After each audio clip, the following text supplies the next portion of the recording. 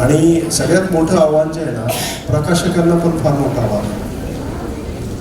कारण प्रकाशकांना प्रकाशित जे करणार ते साहित्य, तर त्याच्यामध्ये कॉपीराईट ॲक्टप्रमाणे ते आहे की नाही हे सगळं बघावं लागेल. त्याचबरोबर कोणी त्याचा यायचा वापर केला आहे काय, कारण पहिली जबाबदारी त्या लेखकाची राहत नाही, ते प्रकाशकाची राहते. आणि त्यामुळे प्रकाशकांवरची समोर सुद्धा हे फार मोठं चॅलेंज राहणार आहे. आपल्याला सायबर सिक्युरिटी आणि मॉडर्न ह्याच्यामध्ये म्हणजे लॉजमध्ये बरेचसे चेंजेस आपल्याला करावे लागतील. रिग्रेशन म्हणजे बऱ्यापैकी गंभीर स्वरूपाच्या त्याला पनिशमेंटची तरतूदसुद्धा करावी लागेल, जेणेकरून साहित्य जे आहे चांगल्या रीतीने सुसंस्कृतरित्या सगळ्यांच्या मनामध्ये पोचलं पाहिजे, घराघरात पोचलं पाहिजे, जगात पोचलं पाहिजे. आणि हे पोचवण्यासाठी ही बंधनं पण फार आवश्यक आहे. धन्यवाद सर. धन्यवाद. मी त्र्यंबक वडसकर, मी बालनाट्य लिहितो सर.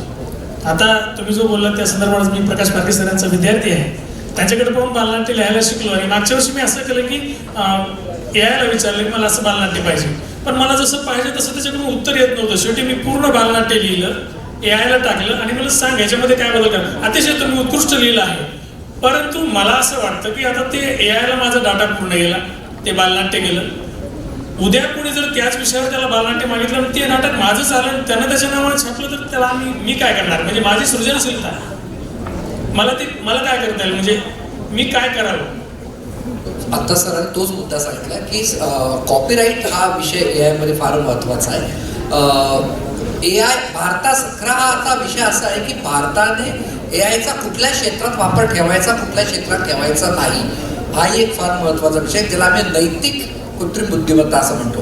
लता मंगेशकरांच्या गाण्यांचे इतके आवाजाचे आहे, त्यांनी फॅमिलीत परमिशन नाही दिली की ह्याचा. इव्हन आत्ता सुद्धा यांनी हे घेतलं ना, VRS घेतलं आपले गायक अर्जित सिंग.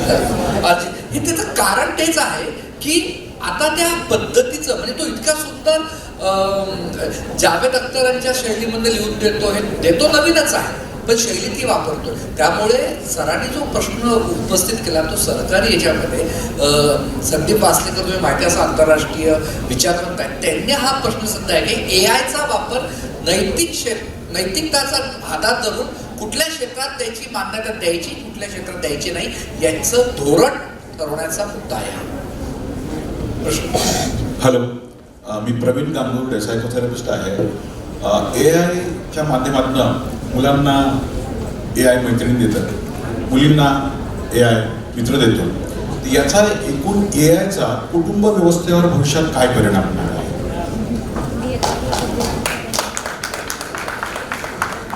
गांगुर्डे साहेब फार सुरेख प्रश्न विचारला.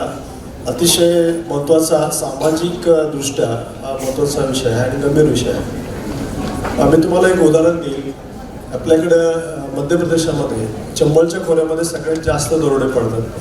त्याच्या बाजूला म्हणजे चंबळच्या त्या मध्य प्रदेशाच्या काही एरियामध्ये भोपाळ असेल किंवा मध्य प्रदेशातले इंदोर असेल, त्या भागामध्ये एक मोठं म्हणजे सिरीज ऑफ मर्डर्स कांड झालं होतं. अनेक खुनाचे गुन्हे दाखल झाले होते. त्यामध्ये सगळ्यात महत्त्वाचं हे होतं की आपल्या मीडिया जो आहे किंवा फेसबुकचं जे आहे, फेसबुकवरती काय झालं, एका तरुणीने तिचं फेसबुक अकाउंट ओपन केलं आणि अतिशय सुंदर फोटो टाकला. एका तरुणाचं त्याने तो पाहिला, त्याच्याबरोबर तो फ्रेंड झाला आणि एवढी चांगली त्यांचं चॅटिंग सुरू झालं, सगळं झालं. आणि काही दिवसानंतर त्या चॅटिंगचं रूपात प्रेमात झालं. मग त्या मुलाने काय केलं, त्या तरुणीला एका गार्डनमध्ये बोलवलं आणि गार्डनमध्ये ती तरुणी ज्यावेळेस आली त्यावेळेस तो शॉकमध्ये की एवढी सुंदर फेसबुकवर दिसणारी तरुणी, इतकी कुरूप आणि काळी कुट्टाणी अशी. त्याच्याकडे त्या साईडला चंबळच्या खोऱ्यामध्ये गावठी कट्टे भरपूर मिळतात, त्याच्याकडे कट्टा होता, त्यांनी काढल्या धारदार 2 गोळ्या मारून होतो. असा प्रकार जो आहे तो फार होण्याची शक्यता यामुळे होऊ शकते. आता यामध्ये आपण जर पाहिलं तर फेसबुक आहे, कुठलं काय, एखाद्या कुठल्याही नटीचं कुठलंही तुम्ही सांगा किंवा एखाद्या स्त्रीचं एखादा फोटो जरी टाकला आणि त्याच्यामध्ये वेगवेगळ्या कलरच्या साड्या तिच्या अंगावरती कशा दिसतात हे जर विचारलं तर सगळे कलर येतात. तर तुम्हाला दुकानामध्ये जाऊन स्त्रियांना वेगवेगळे कलर शोधायची गरज नाही, अशा प्रकार होतात. मग पुढे मागे कुटुंब व्यवस्थेला हा फार मोठा धोका पण आहे. ते त्याच्यासाठी जे आहे AI डिटेक्शन किंवा रेकग्निशन टूल जे आहे त्याचा आपल्याला टेक्नॉलॉजीमध्ये वापर करावा लागेल, हे सगळं प्रिव्हेंट करायचं असेल तर. आणि AIचं जसं माध्यम आहे ते आपल्या कुटुंबामध्ये सुद्धा त्याचं नॉलेज सगळ्यांना द्यावं लागेल. कुटुंब व्यवस्था महत्त्वाची. मी बोलू कसं थोडं. गांगुर्डे साहेबांचा प्रश्न फार महत्त्वाचा आहे. मला वाटतं सगळ्या पालकांचा हा प्रश्न आहे की AIच्या माध्यमातून आपल्या मुलाला मुलीला मित्रमैत्रीण मिळणार असेल तर कसं.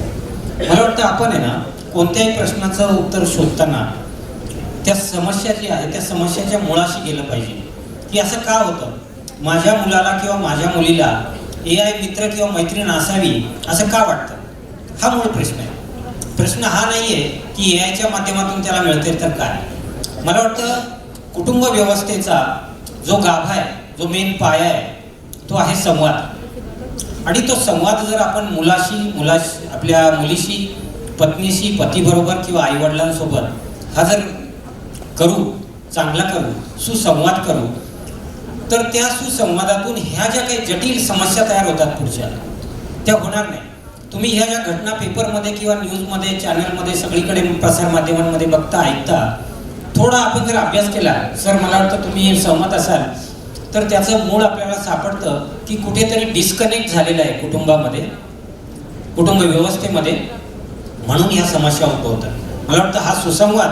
आणि पुन्हा मी एकदा अधोरेखित करू इच्छितो की AI मुळे आपल्याला कुटुंबामध्ये सुसंवाद जो घडवायचा आहे त्याच्यासाठी पुरेसा वेळ आपल्याला AI देत आहे, त्याचा वापर आपण केला पाहिजे. आणि त्यातनं ह्या समस्या ज्या आहेत ना त्या होणार नाही, म्हणजे मुळाचा विचार जर केला तर. गमतीशीर बाब म्हणून फक्त सांगतो, जायचं नाहीये AI मैत्रीण घ्यायची नाही, घेतलीच तर बाबा मराठी विश्व संमेलनात मराठी AI मैत्रीण घ्या. मी फक्त एवढंच सांगेन की पहिली गोष्ट म्हणजे सुसंवाद झालाच पाहिजे, त्याच्याशी मी ॲग्री राहीन. पण आपण जेव्हा कुठचंही टूल वापरतो ते टूल इज मॅन्युफॅक्चर, म्हणजे बनवलेलं असतं कुठच्या तरी कंपनीने. तर आता अमेरिकेत एवढ्या केसेस आहेत, म्हणजे अमेरिकेची लिगल सिस्टीम एवढी ओपन आहे की आपल्या सिटी लेवलला, लोकल लेवलला, स्टेट लेवलला, फेडरल लेवलला मोठ्या मोठ्या कंपनीत फेसबुक, गुगल यांना सू केलं जातं. तर आपल्याकडे ते गोष्ट आली पाहिजे. कुठची कंपनी जर आपल्या प्राथमिक गरजांचा दुरुपयोग करत असेल आणि आपल्याला मॅनिप्युलेट करत असेल तर आपल्याकडे लिगल सिस्टीम एवढी स्ट्रॉंग पाहिजे की आपण पटकन त्याचा विरोध करून गव्हर्नमेंटने त्याच्यावरती लवकरात लवकर जर ॲक्शन घेतली तरच हे टूल्स इम्प्रूव्ह होतील, आपले जे राईट्स आहेत ते सांभाळले जातील आणि टूल्स चांगल्या रीतीने वापरलं जाईल. तर ही गोष्ट अतिशय महत्त्वाची आहे. तरी जर झाली नाही तर हे टूल पुढे जास्त जाणार नाही, कारण का लोकांना जर समजा त्याची भीती वाटली आणि त्याचा दुरुपयोग वाटला तर थोडं हळूहळू ते कमी होईल. तर या गोष्टीची सरकारने काळजी घेतली पाहिजे, त्यांची धोरणं तशी पाहिजे. मी प्राध्यापक अशोक पिंगळे. माझा प्रामुख्याने प्रश्न खानबाली सरांना. साधारणतः पूर्वीच्या काळामध्ये स्वातंत्र्यवीर सावरकर यांनी ज्या शब्दांची निर्मिती केलेली आहे, नगरसेवक असेल, महापौर असेल, साप्ताहिक, षटकार, सगळी शब्द. माझा प्रश्न आपल्याला असा आहे की गेल्या 5 वर्षांमध्ये मराठी भाषा समृद्ध होण्याकरता ह्या मराठी ज्ञानकोशामध्ये कोणकोणती नवीन शब्द ॲड झाले. आता इंग्रजी मराठी आपलं आहेत, मी ॲड म्हणतो. आणि प्रत्येक भाषा, पंजाबी असेल, सिंधी असेल किंवा ज्या ज्या भाषा आपल्या एशियन कंट्रीमध्ये, त्या भाषांमधले अनेक शब्द मराठीमध्ये आहेत. आणि ती शब्दावली वापर करत असताना आपण ज्यावेळेस यायचा वापर करतो, साधारणतः तुम्हाला एक छोटासा एक शब्द सांगतो. उपाद, आपण जनरली उपाद म्हणतो. ही काय उपाद आहे? उप हा उर्दू शब्द आणि त्याला पुढे लावलेला वाद किंवा दुसरा शब्द लफडं हा फारसी शब्द, परंतु तो मराठीमध्ये सर्रास वापरला जातो. मग अशा वेळेस ज्यावेळेस इतर शब्द जे मराठी भाषेमध्ये आलेले आहेत ते प्रचलित झालेले आहेत त्या शब्दांच्या बाबतीमध्ये AI चा वापर आपल्याला कसा करता येईल? फार छान प्रश्न आहे. बघा, आपण ज्या नाशिक नगरीमध्ये आहोत, स्वातंत्र्यवीर सावरकर सरांनी उल्लेख केला, फार मोठं काम करून ठेवलं की अमराठी शब्द जे आहेत त्या अमराठी शब्दांना मराठी प्रतिशब्द काय असेल हे काम त्या महान थोर पुरुषाने करून ठेवलं. ज्याला भाषेची कळकळ आहे, ज्याला माझी म्हणजे जननी जन्मभूमीश्च स्वर्गादपि गरीयसी, मला वाटतं त्या व्यक्ती फक्त भाषणं करत नाहीत, बोलत नाहीत, तर त्या कृती करतात. खऱ्या अर्थाने सर, ज्यांना भाषेविषयी तळमळ आहे, प्रेम आहे, त्या माणसांनी पुढे येऊन त्या व्यक्तींनी कुठल्याही संस्थात्मक पाठबळाची किंवा सरकारची अपेक्षा न करता, कोणाची अपेक्षा न करता, त्यामध्ये आपल्या बुद्धीचा वापर करून, समोर असलेल्या तंत्रज्ञानाचा वापर करून याला अगदी चपखल, आपण ज्याला म्हणतो चपखल शब्द काय असेल असा शोधून त्याला प्रतिशब्द द्यावा मराठीमध्ये. आणि म्हणजे हा प्रयोग आम्ही खांडबहाले.com याच्यावरती सतत आपला करतो आहोत की जेव्हा जेव्हा नवीन शब्द प्रचलित होतात वेगवेगळ्या भाषेतले, तर लोकांना त्याच्यामध्ये एक फॉर्म दिलेला आहे, एक अर्ज आहे की तुम्ही सुचवा. तुम्हाला जर खांडबहाले.com वरती तो शब्द मिळाला नाही तर ते सांगतं की तुम्हाला याचा अर्थ माहिती आहे का किंवा मराठीमध्ये सुचवायचं आहे का. मग लोक सुचवतात आणि बाकीचे जे बघणारे आहेत ते त्याला रेटिंग्स देतात की हा 5 स्टार देतात, कोणी 4 स्टार देतात, कोणी 3 स्टार. आणि मग आमचं अल्गोरिदम काय करतं बॅकएंडला की ज्याला जास्त स्टार्स मिळालेले, ज्याच्यावरती जास्त ट्रान्झॅक्शन झालेले त्याला वरती ठेवतात. म्हणजे तंत्रज्ञानाची अशी मदत होते की आपण 100 लोकांनी एखाद्या शब्दाला जर शब्द प्रतिशब्द दिला इंग्रजीच्या किंवा फ्रेंचमधल्या, तर तंत्रज्ञानाची मदत घेऊन आपण घेऊ शकतो की कोणत्या लोकांना जास्त तो मान्य आहे, किती ठिकाणी तो प्रचलित झालाय आणि मग तो समाजामध्ये रुजवायचा का. याच्यासाठी आपण ही जी डिसिजन मेकिंग सिस्टम आहे ज्याला म्हणतो आपण, त्याचा वापर निश्चित करू शकतो. मला वाटतं उलट ह्या टेक्नॉलॉजीमुळे ज्या कामाला फार कष्ट पडले आपल्या स्वातंत्र्यवीर सावरकरांना, ते काम अतिशय सुलभ आणि सोप्या पद्धतीने आपण आता करू शकतो. एक सेकंद, म्हणजे इतकं उदाहरण बघा, मी हाच प्रश्न लगेच टाकला की नवीन 3 वर्षात कुठले शब्द मराठीत तू वाढलेले रे बाबा, किंवा आजू आले नाही तर त्याने बघा जनरेटिव्ह AI तर सगळ्यांना माहिती आहे, त्याच्यात निर्माणक्षम कृत्रिम बुद्धिमत्ता, चॅटबॉटला तो म्हणतो संवाद बॉट, त्याच्यानंतर डिफेक्टला म्हणतो खोल भ्रम व्हिडिओ, ब्लॅक चेनला शृंखलित रेखा पद्धती, फिनटेकला वित्त तंत्रज्ञान, हायब्रिड शिक्षणला म्हणतो संमिश्र शिक्षण, ब्लेंडेड लर्निंग म्हणतो मिश्रित शिक्षण. म्हणजे हे सगळे नवीन शब्द त्याने, आत्मनिर्भर भारत, त्याच्यानंतर कार्बन फुटप्रिंट आपण इतका वापरतो की जसं की हा मराठीतला शब्द आहे, कार्बन फुटप्रिंट लिहू नये म्हणून, तर कार्बन पाऊल खूण असा शब्द त्यांनी इथं दिलेला आहे. क्लायमेट ऍक्शनला म्हणतात हवामान कृती, ग्रीन एनर्जी, हरित ऊर्जा, भरपूर आहे. तर उत्तर तोच आहे की नवीन शब्द.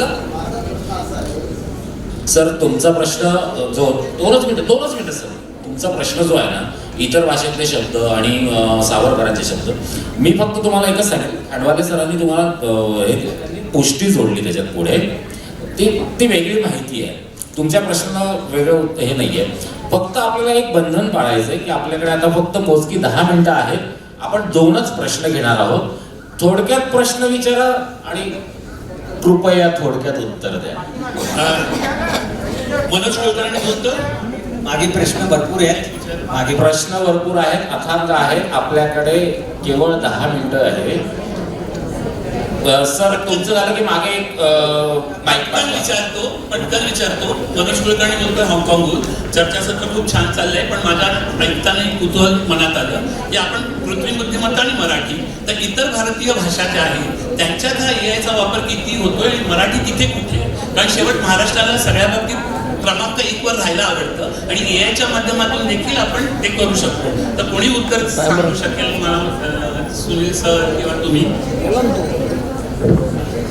तर सर, जे स्टॅटिस्टिक्स मी मांडलं की मराठी भाषिक जगभर जवळजवळ 9.5 कोटी आहेत, म्हणजे आपली संख्या प्रचंड आहे. आणि जेव्हा संख्येची मेजॉरिटी आपल्याकडे असते तर अगदी मोजक्या थोड्या लोकांनी जरी त्यात कॉन्ट्रीब्यूट केलं तर आपण क्रमांक 1 वर असूच, त्यात काही शंका नाही.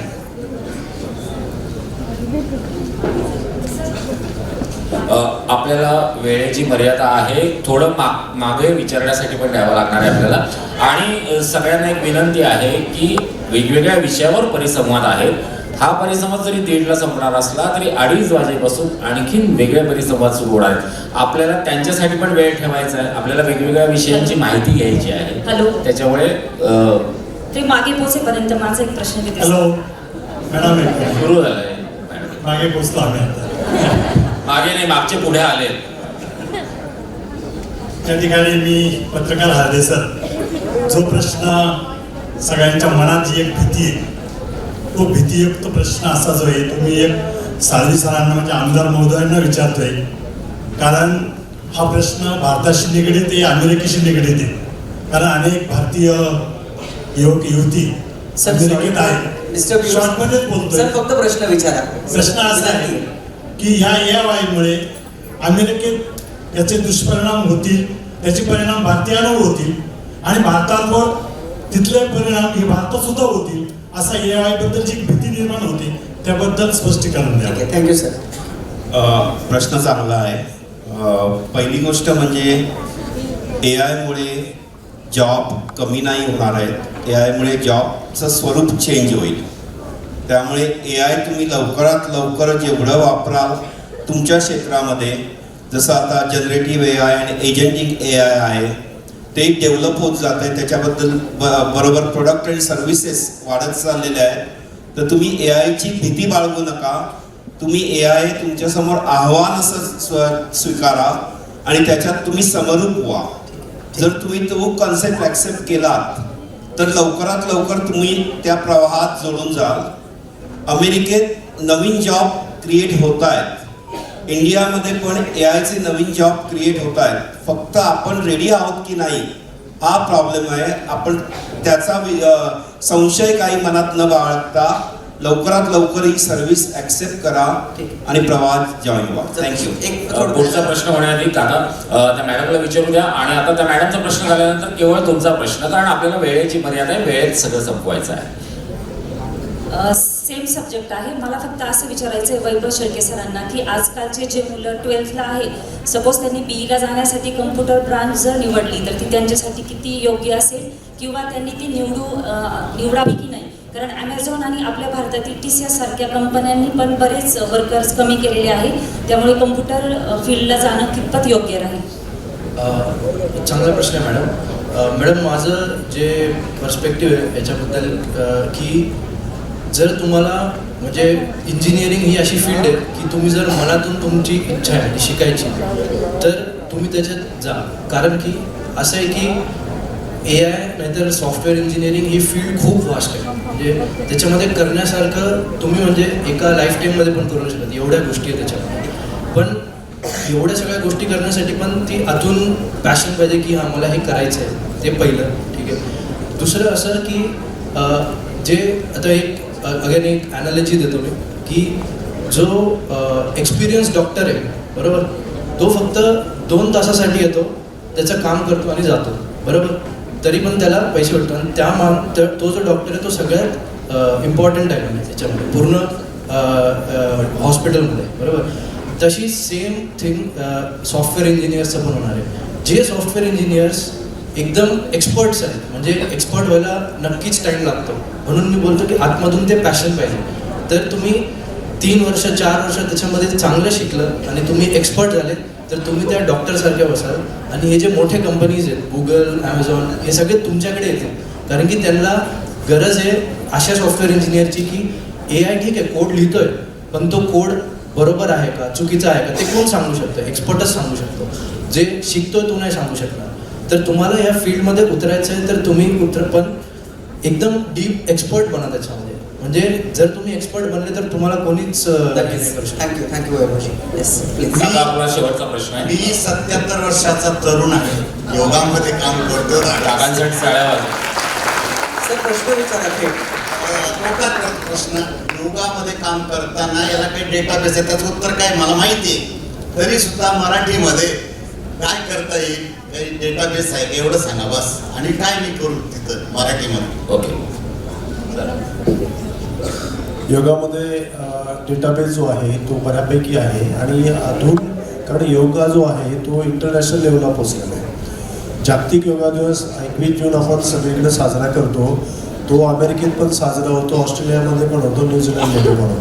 त्यामुळे योगामध्ये भरपूर साहित्य आहे, प्रचंड आहे. फक्त ते मराठीत करणं फार गरजेचं आहे. आणि जाता जाता आपल्याला एवढंच सांगेल, पण सगळे यायसाठी आलेले आहात, यायचा परिसंवाद आहे म्हणून आलेला आहात. खूप चांगलं ऑडियन्स या ठिकाणी आहे आणि भरगच्च गर्दी आहे. फक्त जाता जाता मी एकच प्रिकॉशनरी मेजर सांगेल की कुठलंही यायचं टूल उघडा, त्याच्या खाली लिहिलेलं असतं AI कॅन मेक मिस्टेक्स. धन्यवाद. Very much. आपला वेळ संपलेला आहे. आपला वेळ संपलेला आहेच आणि मी सगळ्या उपस्थित प्रेक्षकांचं आणि व्यासपीठावरील मान्यवरांचं धन्यवाद करतो की त्यांनी वेळ दिला.